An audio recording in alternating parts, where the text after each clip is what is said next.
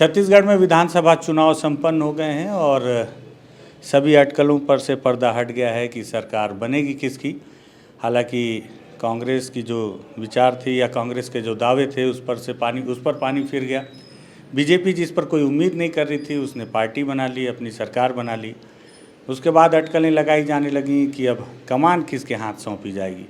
कोई रमन सिंह कह रहा था, तो कोई ओपी चौधरी, तो अरुण साव, ऐसे तमाम नाम आए गए और आखिरी में ताजपोशी हुई विष्णुदेव साय की, आदिवासी चेहरे की। मंत्रिमंडल में किसको स्थान मिलेगा ये आने वाले समय में पता चल जाएगा। ऐसे में मेरे मन में एक सवाल आ रहा था। ये सवाल था बस्तर से जुड़ा हुआ, आदिवासियों से जुड़ा हुआ। अब आदिवासी मुख्यमंत्री भी बन गए हैं। दरअसल बीते दिनों अमित शाह ने कुछ अपने बयान में कहा था ऐसा, जिसे जोड़कर मेरे मन में सवाल आया, तो उस सवाल का जवाब ढूंढने के लिए आया हूँ। नमस्कार, मैं विकास तिवारी हूँ, आप बस्तर टॉकीज़ देख रहे हैं और मेरे साथ बस्तर के वरिष्ठ पत्रकार हमारे बड़े भाई मनीष गुप्ता जी हैं। मनीष गुप्ता जी से सवाल पूछते हैं और सवाल आप भी सुनिएगा। भैया, मेरा सवाल ये था कि जब प्रचार प्रसार अपने चरम पर था, अमित शाह लगातार छत्तीसगढ़ आ रहे थे, तो एक बार उन्होंने रायगढ़ में ही शायद कहा था, बिलासपुर में भी कहा था कि आप एक बार छत्तीसगढ़ में भाजपा की सरकार बना दीजिए, हम नक्सलवाद को चुटकियों में ख़त्म कर देंगे। तो शायद आपने भी सुना होगा। तो अब सरकार बन गई है छत्तीसगढ़ में, तो क्या लगता है कि अमित शाह चुटकियों में नक्सलवाद खत्म कर देंगे?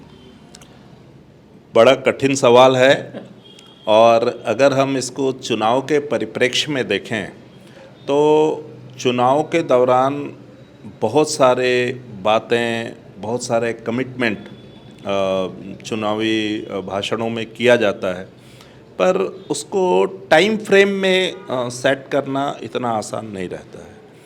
ऐसे ही एक मामला जो है, अभी आपने जो छत्तीसगढ़ में कहा है कि छत्तीसगढ़ में जिस प्रकार से नक्सलवाद एक 2 दशकों तक छत्तीसगढ़ की पहचान रही है। कहीं ना कहीं लोग जो है नक्सली प्रदेश के रूप में छत्तीसगढ़ को देखते रहे हैं।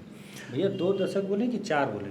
4 दशक भी, लेकिन मतलब छत्तीसगढ़ की बात कर रहा हूँ। छत्तीसगढ़ में, हाँ, मध्य प्रदेश में। हाँ, ठीक। छत्तीसगढ़ का जो 2 दशक है वो नक्सलवाद के नाम से जाना जाता रहा है, और नक्सलवाद इतना वृहद रूप में छत्तीसगढ़ के बस्तर इलाके में हम लोगों ने देखा है कि शायद उससे मानवता भी शर्मसार हुई है। बहुत सारी घटनाएं ऐसी हुई हैं, नक्सलियों ने भी बड़ी क्रूर हत्याएं की हैं, और 1-2 इनकाउंटर में भी ऐसा आया है कि धोखे में आदिवासी भी मारे गए हैं।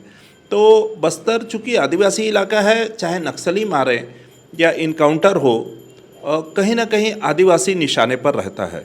इसलिए ये जो आदिवासी समाज जो है, इसको लेकर के लगातार विरोध करता रहा है।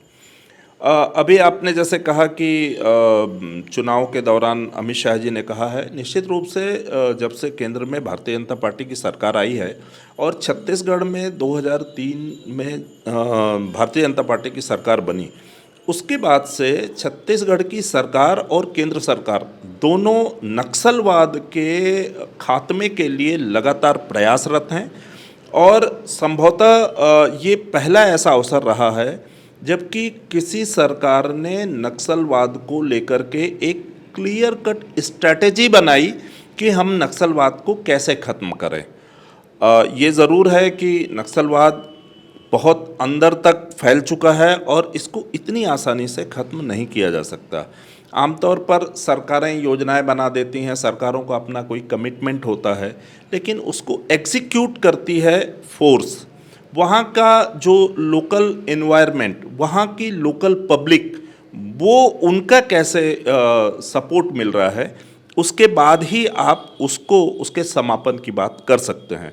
तो निश्चित रूप से अमित शाह जी ने जो कहा है, मुझे लगता है वो एक बड़े परिप्रेक्ष्य में उन्होंने कहा है, लेकिन ये बात भी उतना ही सच है कि नक्सलवाद एक ऐसी मिठाई नहीं है जिसको मुंह में रखते ही गायब हो जाए।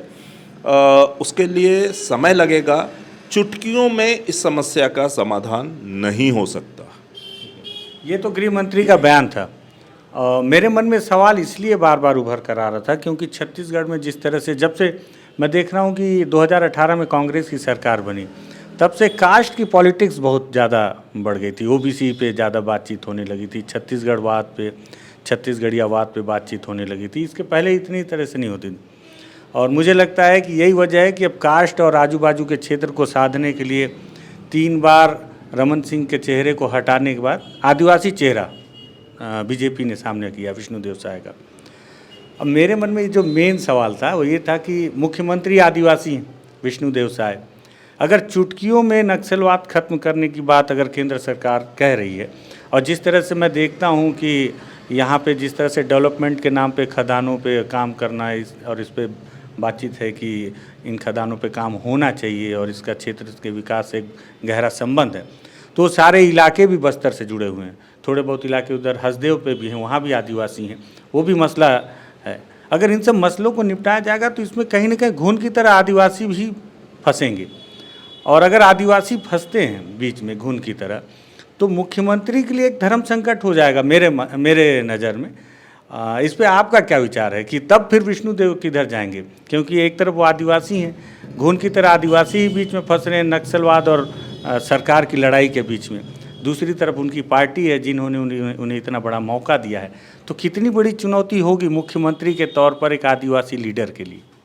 नहीं, बड़ी चुनौती है। जिस प्रकार से अभी आपने कहा कि आदिवासी इलाकों में खनिज संसाधन, वन संपदा काफ़ी ज़्यादा मात्रा में है, और बस्तर में वैसे भी जिस प्रकार से आयरन ओर या आपका डोलोमाइट या ग्रेनाइट या टीन, ये ऐसी खनिज संपदा है जिसके दोहन के लिए सरकार लगातार प्रयासरत है।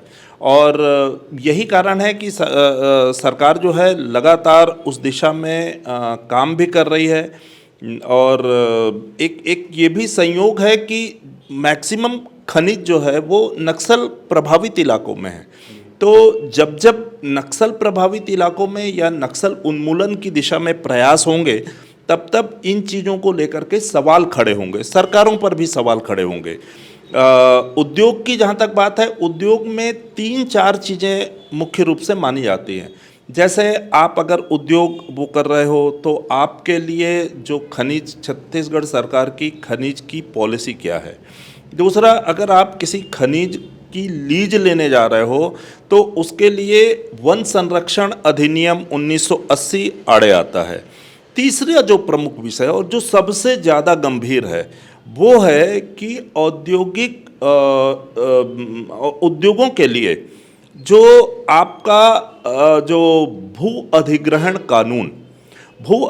कानून जब आता है, उसमें भी कई पॉलिसीज़ हैं, और कहीं ना कहीं उसमें बहुत अच्छी पॉलिसी नहीं होने की वजह से बार बार लोग विरोध करते हैं, और विरोध के चलते चीज़ें बहुत अच्छे से नहीं वो हो पाती। एक और महत्वपूर्ण बात मैं कहना चाहूँगा कि छत्तीसगढ़ का बस्तर इलाका वो 5वीं अनुसूची का इलाका है। अनुसूचित जनजाति बाहुल इलाके में जो संविधान की 5वीं अनुसूची है, वो कहीं ना कहीं उनको जल जंगल ज़मीन में आदिवासियों का संरक्षण प्रदान करता है। तो ये कुछ ऐसे दिक्कतें हैं जिनसे पार पाना आसान नहीं है। एक उदाहरण मैं आपको बताना चाहूँगा कि बस्तर में जो पेसा एक्ट है, तो पेसा एक्ट को लेकर के यहाँ के आदिवासी नेता अरविंद नेताम जी और उस समय अनुसूचित जनजाति आयोग के सचिव अध्यक्ष रहे हैं, और यहाँ पर एक पहले पूर्व कलेक्टर रहे हैं डॉक्टर ब्रह्मदेव शर्मा, वो अनुसूचित जनजाति आयोग के सचिव रहे हैं। उनके दौरान में अनुसूचित क्षेत्र में पंचायती राज कानून को लेकर के जो एक्ट बनाया गया था, वो उस पर उनका एक बड़ा योगदान था। ब्रह्मदेव शर्मा जी जब यहाँ पर बस्तर आते थे, हम उनसे बार बार वो करते थे। बस्तर में जब जब उद्योगों की बात आई है, 90 के दशक में डिलमिली में जो SM डाइकेम प्लांट की स्थापना की बात आई है, तो उस प्लांट का विरोध आदिवासियों ने किया था, और उसका नेतृत्व तो डॉक्टर ब्रह्मदेव शर्मा ने किया था। वहीं शायद उन्होंने ड्राफ्टिंग भी की थी। बिल्कुल, और वहीं पर ही इस कानून की एक आधारशिला रखी गई थी। तो उनसे हमारी जब बात होती थी, हम उस समय छोटे थे, लेकिन उनका जो जज्बा देखते थे, जो जिस प्रकार से वो बस्तर के अनुसूचित जनजाति लोगों के कानून के लिए वो लगातार विरोध करते थे। हमारे मन में भी जिज्ञासा होती थी कि डॉक्टर साहब ये कैसे होगा। आज हम अगर बात करें, औद्योगिक विकास की बात करें, कि अगर आपके पास संसाधन हैं और आप उनका दोहन नहीं कर पा रहे हो तो आप डेवलप कैसे होंगे, आपके लोगों को रोज़गार कैसे मिलेगा, यहाँ का रॉ मटेरियल का वैल्यू एडिशन कैसे होगा, यहाँ इस इलाके की नई पहचान कैसे होगी औद्योगिकरण से। तो वो उन्होंने एक बात कही थी कि बोले ये जो विरोध हो रहा है, ये विरोध इसलिए हो रहा है क्योंकि इसमें ये लूट हो रही है। उनका बहुत क्लियर कट कहना था कि ये जो उद्योगपतियों के द्वारा या सरकारों के द्वारा ये उद्योगों की स्थापना करके उसको लूटा जाएगा, लूट में समाज की हिस्सेदारी तय नहीं है। अगर इस लूट में समाज की हिस्सेदारी तय कर दो तो विरोध अपने आप खत्म हो जाएगा। तो मैंने उनसे पूछा कि भाई इसमें भाई आप लूट भी बोल रहे हो और समाज की हिस्सेदारी की बात कर रहे हैं, ये कैसा मिथक है। तो उन्होंने कहा कि देखिए जब हम लोग आज उद्योगों की बात आती है, उद्योगों के लिए आप एग्रीकल्चर लैंड लेते हो, उसको फिर डाइवर्ट करवाते हो। जब डाइवर्सन के बाद जो है वो कॉमर्शियल यूज का हो जाता है। आप इन आदिवासी या ग्रामीणों को तो एग्रीकल्चर लैंड का मुआवजा देते हो ना, और अगर मेरे पास ज़मीन है, हमारा ज़मीन से जिस प्रकार का नाता है, जो इमोशनल नाता है, कहीं ना कहीं आज अगर हमारी ज़मीन उस उद्योग में चली गई और मैं अगर भूमिहीन हो गया तो मेरी पीढ़ियों को तो आप तो कुछ पैसे दे देंगे, लेकिन मेरी आगे की पीढ़ियां क्या करेंगी। तो उनका कहना ये था कि आपको इसका यूज़ बदलना चाहिए। आप अगर मुआवजा दे रहे हो तो अगर इसका कॉमर्शियल यूज होना है तो उसको डाइवर्ट करके कॉमर्शियल रेट पर उसका मुआवजा दो, पहली बात। दूसरा उन्होंने कहा कि जिस ज़मीन पर आप उद्योग लगा रहे हो वो किसानों की ज़मीन है, किसानों की ज़मीन आप लेकर के उसको आप हमेशा के लिए भूमिहीन कर दे रहे हो या उसकी भूमि के एक बड़े हिस्से को आप ले रहे हो, तो उसके पास ज़मीन कम बचेगी। ऐसी स्थिति में अगर आप उद्योग लगा रहे हो तो उस उद्योग में उस भूमि स्वामी का जो प्रतिशत है या उसके आय का परसेंटेज या उसको पार्टनरशिप देना चाहिए। मुआवजे की जगह उसको पार्टनर बनाना चाहिए और भले उसका हिस्सा एक तय कर लें और उसके बाद आप वो करें, जैसे शेयर होता है। हाँ, शेयर होल्डर बनाना चाहिए। तो अगर उसको शेयर होल्डर बनाया गया तो मुझे लगता है कि आने वाले समय में उसको भी आय का एक पर्याप्त साधन मिल जाएगा और वो विरोध का जो सुर है वो कम हो जाएगा और वो संतुष्ट भी होगा। बिल्कुल, बहुत अच्छी राय भी है। लेकिन भैया सवाल यही था कि विष्णुदेव साय कहाँ जाके खड़े होंगे इस विरोध में, ये जो नक्सलवाद के खिलाफ जो लड़ाई होगी। और निश्चित ही तौर पर आप मतलब आपने यहाँ नक्सलवाद को पैदा होते भी देखा है बहुत, और पनपते भी देखा है, बड़ा होते भी देखा है। आपने इस बीच ये भी देखा है कि आपने खुद स्वीकार किया कि इस लड़ाई में आदिवासी घुन की तरफ पिसते ही हैं। आगे भी ये लड़ाई अगर बड़े युद्ध स्तर पर होगी, क्योंकि बीते दिनों मैं एक एसपी साहब से बात कर रहा था, हालांकि उनका नाम नहीं लूँगा, ऑफ द रिकॉर्ड बात हो रही थी, तो उन्होंने कहा कि निश्चित तौर पर अब बस्तर में जो है युद्ध स्तर पर माओवाद से लड़ाई शुरू होने वाली है, क्योंकि अमित शाह जी ने कहा है ये बात को। और ऐसे में निर्दोष आदिवासी निश्चित तौर पर बीच में फंसेंगे, उनके लिए उनके खिलाफ आंदोलन होगा, उत्पीड़ित भी होंगे, वो पीड़ित भी होंगे। तब विष्णुदेव साय कहाँ खड़े होंगे, ये मेरे मन में सवाल था। इसको कैसे देखते हैं आप, क्या लगता है आपको कि क्या ये आदिवासी चेहरा सीएम प्रमोट कर देने से आदिवासियों के हित में खड़े हो पाएंगे? नहीं, देखिए इसको भी ये एक बहुत बड़ा सवाल है। मुझे लगता है इसको हमको अलग अलग परिप्रेक्ष्य में देखना चाहिए। एक तो पहला ये कि भाई नक्सलवाद की अगर बात है, आदिवासी इलाका है, निश्चित रूप से अगर इसमें कहीं बड़ा ऑपरेशन होगा या बड़े रूप में अगर मतलब एक स्ट्रेटेजी बनाई जाएगी तो निश्चित रूप से आदिवासियों का नुकसान होगा। पर मेरा ऐसा मानना है कि इसको लेकर के सरकार भी, कोई भी सरकार हो जाए, इसको युद्ध का रूप नहीं दे सकती। नक्सलवाद और आतंकवाद में जमीन आसमान का अंतर है। सरकारों का कमिटमेंट, सरकारों की बोलने की भाषा अलग है, और जब आप एक्चुअल फील्ड में जाएंगे, जब आप उन इलाकों को देखेंगे, तब आपको समझ में आ जाएगा कि वो इलाके कैसे हैं और हम वहाँ पर क्या करने जा रहे हैं। देखिए, नक्सलवाद को लेकर के एक ऐसा वातावरण या एक ऐसी पिक्चर जो है तैयार की गई है, जिससे लगता है कि नक्सलवाद जो है, बस अगर हम आतंकवाद ख़त्म कर सकते हैं तो नक्सलवाद ख़त्म कर देंगे, जबकि नक्सलवाद की जड़ें बहुत अंदर तक घुसी हुई हैं। नक्सलवाद को लेकर के यहाँ के आदिवासियों को लेकर के बहुत कुछ किया जाना अभी शेष है। मुझे लगता है कि बिना उस इलाके में शिक्षा और जागरूकता के नक्सलवाद के खात्मे की बात सोचना भी बेमानी होगी। निश्चित रूप से ऑपरेशन तेज होंगे, क्योंकि कहीं ना कहीं सरकारों पर अब सेंट्रल और स्टेट में एक ही गवर्नमेंट है, और नक्सलवाद को लेकर के भाजपा सरकार का ऐसा मानना है कि देश की आंतरिक समस्या है और सबसे बड़ी आंतरिक समस्या है। इसके निराकरण के बिना हम देश में खुशहाली की कल्पना नहीं कर सकते। तो सेंट्रल गवर्नमेंट और स्टेट गवर्नमेंट दोनों का फोकस फिर बदलेगा, और ये दिखने भी लगा है। देखिए, जिस दिन से चुनाव के परिणाम आए, आपने खुद महसूस किया होगा कि दूसरे तीसरे दिन आईजी बस्तर ने तत्काल मीटिंग लेकर के उन्होंने बहुत सारे एसपीज को एक इंडिकेशन दिया है कि भाई अब नक्सल उन्मूलन की दिशा में आप लोग फिर से अलर्ट हो जाएं और फिर से मतलब फोकस करें। और उसके बाद से आप लगातार देख रहे हैं कोई ना कोई घटना लगातार हो रही है, और फोर्स भी आगे जा रही है। अभी जैसे सुकमा में कुछ नक्सलियों के सरेंडर की बात आई थी सामने, आज प्रेशर आईडी ब्लास्ट में कुछ जवान घायल हुए हैं। तो कहने का मतलब ये कि अगर आपकी फोर्स बाहर मूव करेगी तो निश्चित रूप से नक्सली उसको रिटेलिएट करेंगे। तो उससे जो है मतलब नुकसान तो चाहे फोर्स का हो या उनका हो, कहीं ना कहीं ये चीज़ें आएंगी। और बस्तर की अगर हम बात करें कि हम जैसे लगातार देखते आ रहे हैं कि आदिवासियों का नुकसान हो रहा है, तो निश्चित रूप से आदिवासियों को लेकर के जो अंतर्राष्ट्रीय समुदाय है या कहीं ना कहीं जो सोशल एक्टिविस्ट हैं, वो लोग काफ़ी एग्रेसिव रहते हैं।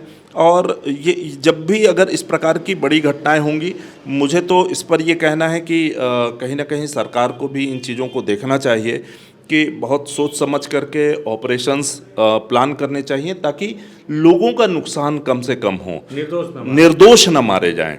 और मुझे लगता है कोई भी सरकार या कोई भी एजेंसी वो खुद भी ऐसा नहीं चाहेगी कि उनकी गोलियों से कोई निर्दोषों की हत्या हो। तो मुझे लगता है कि इस पे एक समन्वय तालमेल के साथ ये जरूर चीज़ें आएंगी। पर जैसे कि आपका सवाल है कि अगर ऐसा कुछ हुआ तो निश्चित रूप से नेतृत्व निशाने पर रहेगा और नेतृत्व को जवाब भी देना पड़ेगा। भारतीय जनता पार्टी को भी उसको लेकर के एक माइंडसेट बनाना होगा कि हम नक्सल ऑपरेशन को किस दिशा में आगे ले जा रहे हैं, कितना वो तेज ऑपरेशन होगा और किस प्रकार के नुकसान की जो होने की आशंका है, उस नुकसान को कम करने की दिशा में वो करेंगे। पर निश्चित रूप से मुख्यमंत्री को लेकर के लोग सवाल जरूर उठाएंगे। लेकिन लगता है कि तो मतलब क्या माना जाए कि आदिवासियों को उम्मीद रखनी चाहिए कि आदिवासी मुख्यमंत्री बन गए तो उनके साथ अन्याय की जो संख्या कम होगी? नहीं, निश्चित रूप से देखिए क्या होता है कि जो एक जिस समाज, अब यहाँ पे आदिवासी समाज की बात करते हैं हम, और वो सरगुजा से आते हैं, तो है तो उसी समाज के सारी चीज़ों की उनके अंदर भी अपने समाज को लेकर के कहीं ना कहीं संवेदना तो है। और मैं जितना जानता हूँ उनको, या जिस रूप में उनको हम लोगों ने देखा है, मुझे लगता है बहुत संवेदनशील व्यक्ति हैं और सौम्य व्यक्तित्व है उनका।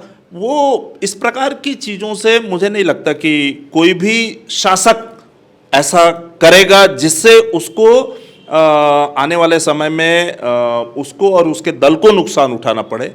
लोकतांत्रिक व्यवस्था है, लोकतांत्रिक प्रक्रिया है, ठीक है। और वैसे भी न्याय का सिद्धांत ये कहता है कि अगर एक